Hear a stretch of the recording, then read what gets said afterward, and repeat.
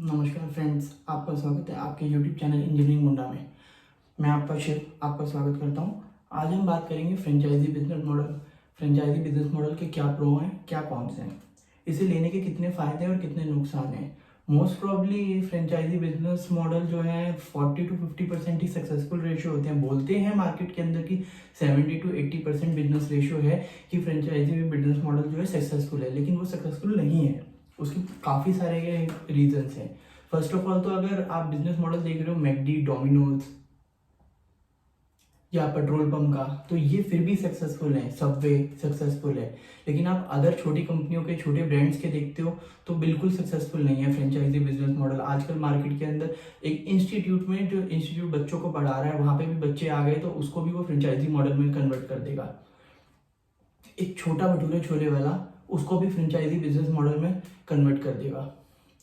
Local का कोई भी स्टोर जो है, वो अगर उसका बिजनेस उसकी शॉप पे अच्छा चल रहा है या दो स्टोर्स पे उसका काम अच्छा चल रहा है, तो वो उसको फ्रेंचाइजी बिजनेस मॉडल में कन्वर्ट कर देगा। इसका मतलब ये नहीं है कि वो आपके स्टोर आपके शहर में जाके वही बिजनेस मॉडल फ्रेंचाइजी मोड में बहुत अच्छा चले या बहुत अच्छा रन करे। उसके वेरियस रीजंस हैं। फर्स्ट ऑफ ऑल तो एक ये होता है कि आप फ्रेंचाइजी बाय कर रहे हैं, तो उस फ्रेंचाइजी को चलाएगा कौन? आपका स्टाफ चलाएगा या उनका स्टाफ चलाएगा? उसके ऊपर मेहनत कौन करेगा? बनियों के अंदर कहा जाता है कि जिसकी चमड़ी लगेगी वो ही मेहनत करता है। अब आपने उसको खरीदा तो आप ही मेहनत कर रहे हो। उनका बिजनेस मॉडल जरूर है, लेकिन वो मेहनत नहीं करते, उनको उनकी फ्रेंचाइजी फीस मिल गई। आप पेट्रोल पंप का वो लेने जाते हो तो पेट्रोल पंप वालों की सबसे बड़ी चीज ये होती है कि उन्होंने आपको पेट्रोल पंप दिया तो 10 साल के लिए 15 साल के लिए पेट्रोल फ्रेंचाइजी दे रहे हैं वो आपको, तो वो देखेंगे कि आपके बैंक अकाउंट में पैसा कितना है। उसके बाद में दूसरी कंडीशन ये होगी कि आप उन्हीं का बिजनेस करेंगे, उसके अलावा कोई और बिजनेस नहीं करेंगे। अब आप ये देखिए, वो आपका बैंक अकाउंट इसलिए चेक कर रहे हैं कि 1 से 2 साल या 3 साल आपका नहीं चलता तो आपके अकाउंट में इतना पैसा है कि आप अब उस बिजनेस के लिए स्टेबल रहें। 3 से 4 साल आप भागे नहीं। इनडायरेक्टली देखा जाए तो उनकी फ्रेंचाइजी फीस 10 साल की 15 साल की उनको मिल गई, लेकिन आपका प्रॉफिट ROI जनरेट होना शुरू नहीं हुआ।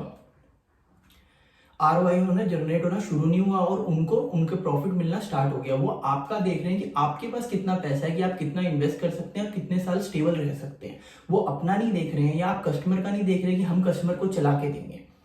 फॉर एग्जाम्पल, आप दूसरा कोई छोटा ब्रांड ले लीजिए। आजकल इंस्टीट्यूट के लिए फ्रेंचाइजी मॉडल है कि इंस्टीट्यूट वालों ने 2 से 3 लाख रुपए में फ्रेंचाइजी मॉडल खोल के दे दिया। तो आप गए, आपको फ्रेंचाइजी मॉडल लेना था। फ्रेंचाइजी मॉडल के लिए आपके पास 3 से 4 लाख रुपए थे, तो आपने 2-2.5 लाख रुपए में फ्रेंचाइजी ले ली। 1 से 2 लाख रुपए में आपको रेंट और बाकी सब पड़ गया, तो उनको 2.5 लाख रुपए फ्रेंचाइजी फीस पड़ गई। लेकिन आप ये बताइए, उनके शहर में उनका इंस्टीट्यूट अच्छा चल रहा है, इस बात की कोई श्योरिटी तो नहीं है कि आपके शहर में अब वही इंस्टीट्यूट अच्छा चलेगा। फॉर एग्जाम्पल, आप कोई छोटा रेस्टोरेंट ले लीजिए, उसके शहर में उसका वहां पे 3-4 ब्रांच खुली हुई है और वो अच्छा चल रहा है, तो आपके शहर में वही अच्छा चलेगा? ये कैसे पॉसिबल है? वो आकर अपना स्टाफ नहीं दे रहा होगा, मेहनत आपकी लग रही है, सब कुछ आपका लग रहा है, इन्वेस्टमेंट आपकी लग रही है।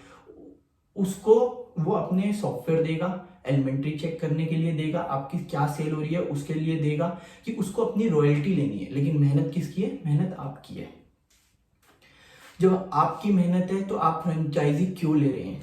आप इतने में अपना खुद का बिजनेस भी तो स्टैंड कर सकते हैं।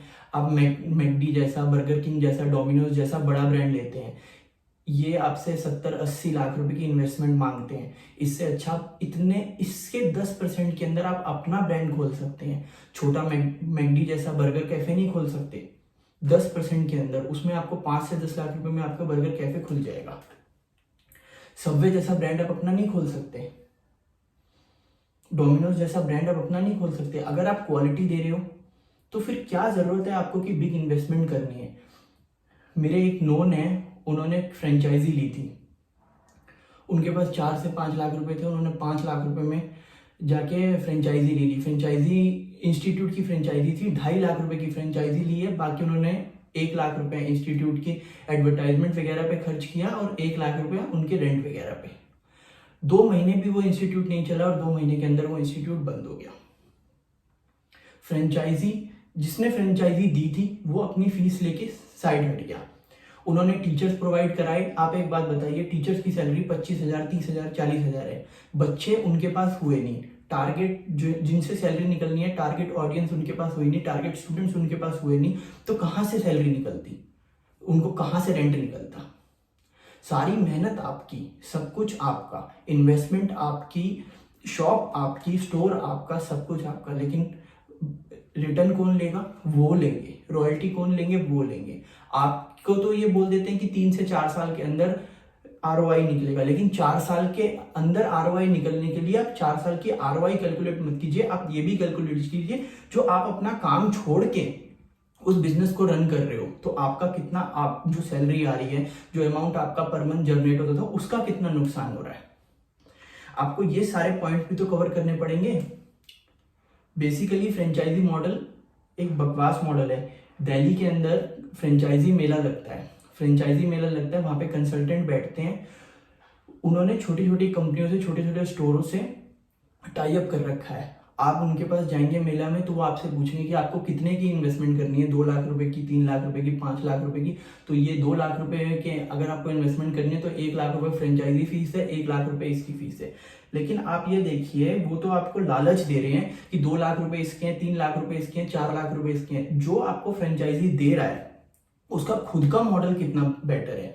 आप पहले ये जाके देखिए कि उसके कितने स्टोर्स खुले हुए हैं, उसके खुद के कितने स्टोर्स खुले हुए हैं और फ्रेंचाइजी के कितने स्टोर्स खुले हुए हैं। फ्रेंचाइजी के जितने स्टोर्स खुले हुए हैं उसने कितने बंद हुए हैं, उनका प्रॉफिट कितना जनरेट हो रहा है, बुक्स वैल्यू क्या है, बुक्स के अंदर, इन पेपर के अंदर क्या वैल्यू आ रही है, कितनी प्रॉफिट जनरेट हो रहा है, कितनी सेल्स हो रही हैं, और जितने रेस्टोरेंट्स खुले हुए हैं वहां पे कोई, या कितने उनके स्टोर्स खुले हुए हैं फ्रेंचाइजी वाले। जरूरी नहीं है कि वो रेस्टोरेंट बिजनेस हो, वो कोई भी हो सकता है, कोरियर सर्विस हो सकती है, इंस्टीट्यूट हो सकता है, पाथ लैब आजकल फ्रेंचाइजी मोड पे काम कर रहा है तो वो भी हो सकता है, एक लैब मॉडल भी हो सकता है। तो आपको सबसे पहले ये जाके चेक करना है कि उनके जो फ्रेंचाइजी मॉडल जो खुले हुए हैं, फ्रेंचाइजी स्टोर्स खुले हुए हैं, वहां पे उनके ओनर से बात करनी है, कोई प्रॉब्लम तो नहीं है, बैकएंड से कोई दिक्कत तो नहीं आती, मटेरियल की दिक्कत तो नहीं आती, एलिमेंट्री की दिक्कत तो नहीं आती, ये रिटर्न तो आपसे ज्यादा नहीं लेते हैं, रॉयल्टी तो ज्यादा नहीं लेते हैं, कुछ और डिमांड तो नहीं करते हैं, एडवर्टाइजमेंट चार्जेस तो नहीं लेते हैं। ये सब चीजें आपको पहले जाके चेक करनी है।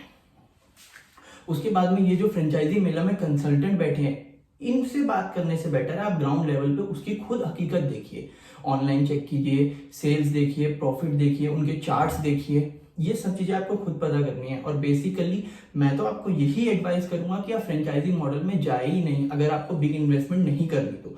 5-10 लाख रुपए के अंदर कोई फ्रेंचाइजी स्टार्ट नहीं होती है जिसमें आपकी सेफ्टी हो और आपको एक पर्टिकुलर एक पैसिव इनकम जनरेट हो। ऐसा कोई बिजनेस नहीं है जिसके अंदर कि आपको बिना मेहनत करे प्रॉफिट जनरेट हो जाए। ये सिर्फ आपको 5-10 लाख रुपए फूकने वाली बात है कि आपने 5-10 लाख रुपए फूक दिए, 5 लाख रुपए अपने शॉप पे फूक दिए, रेस्टोरेंट पे फूक दिए या स्टोर पे फूक दिए, और 5 लाख रुपए बैकएंड में उनको दे दिए। 4 से 5 साल की फीस लेंगे, 5 साल के अंदर आपका बिजनेस नहीं चला तो 5 लाख रुपए उनकी फीस दोबारा आ गई और आपकी कमाई के अंदर रॉयल्टी वो लेते रहेंगे। और बाकी अगर आप ले ही रहे हैं तो वो बैकएंड के ऊपर बैठे हुए हैं, उनके डॉक्यूमेंटेशन ये सब चीजें अपना वकील करके एक बार ढंग से चेक करवाइए। और जो भी तोड़ना मोड़ना है वो बैठे हुए हैं, उनको 2 लाख 1 लाख, अगर 2.5 लाख की वो फ्रेंचाइजी बोल रहे हैं तो आप उसके अंदर 1 लाख रुपए करवाइए, 1.5 लाख रुपए कराइए। और रूल एंड रेगुलेशंस वो बहुत तोड़ मोड़ के लगते हैं, तो प्लीज अपना वकील लेके जाइए और वहां पे रूल एंड रेगुलेशन जो बुकलेट में लिखे होंगे उनको ढंग से प्रॉपर चेक कराइए। जो बेचने वाला कंसल्टेंट है उसकी बातों में मत आइए।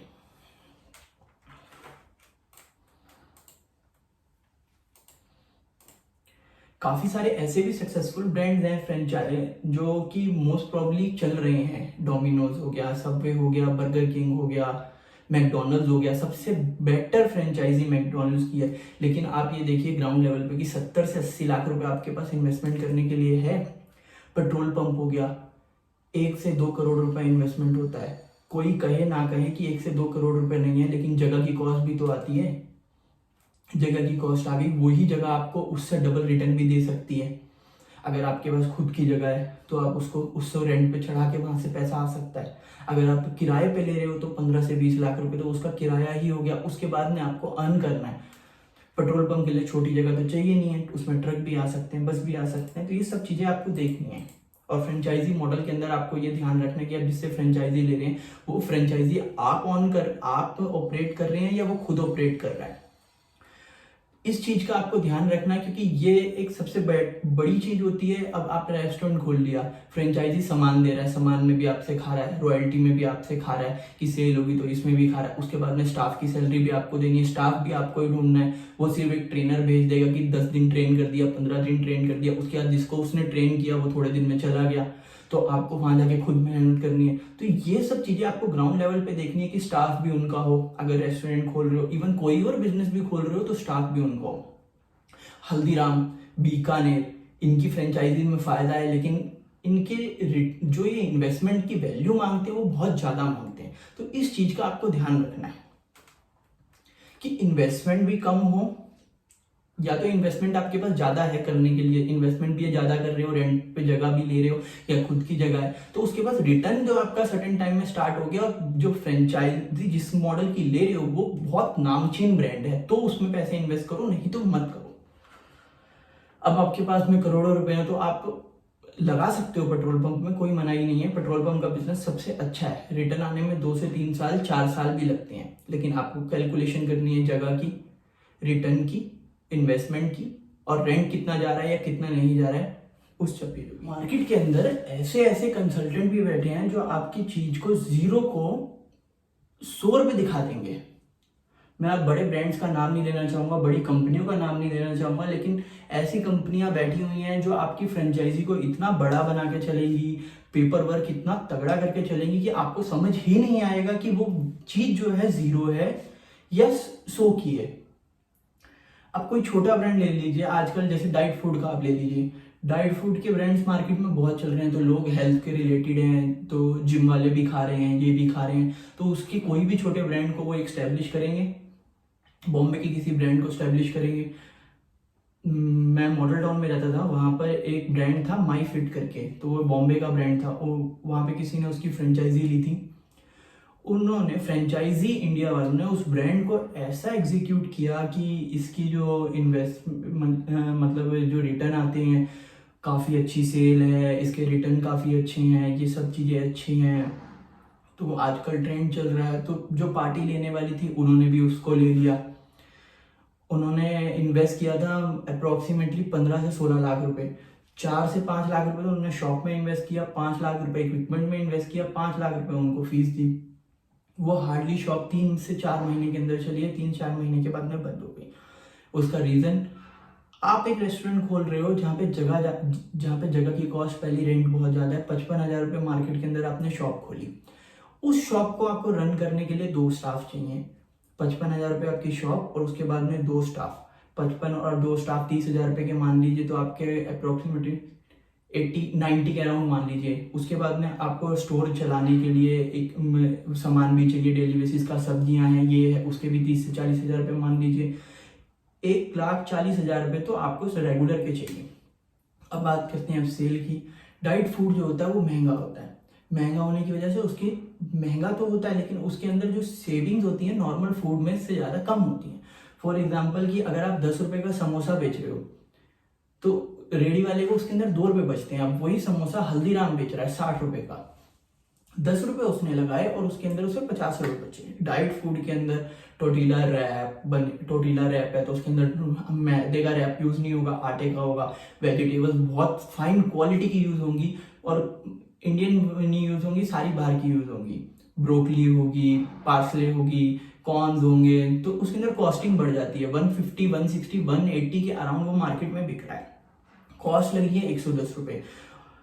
अब 110 रुपये के अंदर आप उसकी कॉस्ट लग रही है, उसके बाद में आपका स्टाफ का खर्चा भी है, रेंट भी है, सब कुछ है, और आप उसको बेच रहे हो 180 रुपये का, 160 रुपये का, 170 रुपये का, तो आपको 40 से 50 रुपये आप दिन के सोचो कितने बेचोगे कि तब आपको प्रॉफिट शुरू हो।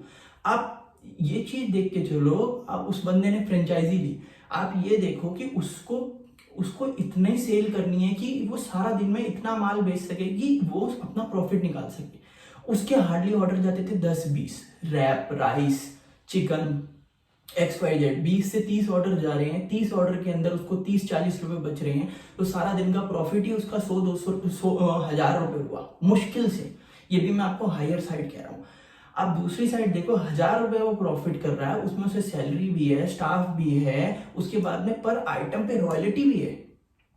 कुछ लोग बोलते हैं कि रॉयल्टी ये लोग नहीं लेंगे जब तक आपका प्रॉफिटेबल नहीं होगा।